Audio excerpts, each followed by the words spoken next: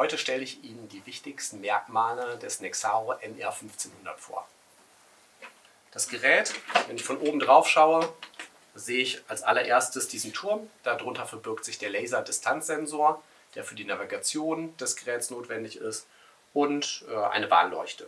Dann habe ich hier ein Bedienelement zum Starten und Stoppen. Hier drunter verbirgt sich der große Staubbehälter. Den kann ich natürlich auch rausnehmen mit dem Filterelement. Hier vorne ist ein Stoßsensor, hier ist ein Griff, damit kann ich das Gerät hochheben. Von den Seiten sehe ich vor allem einen Abstandssensor für die Wandfolge.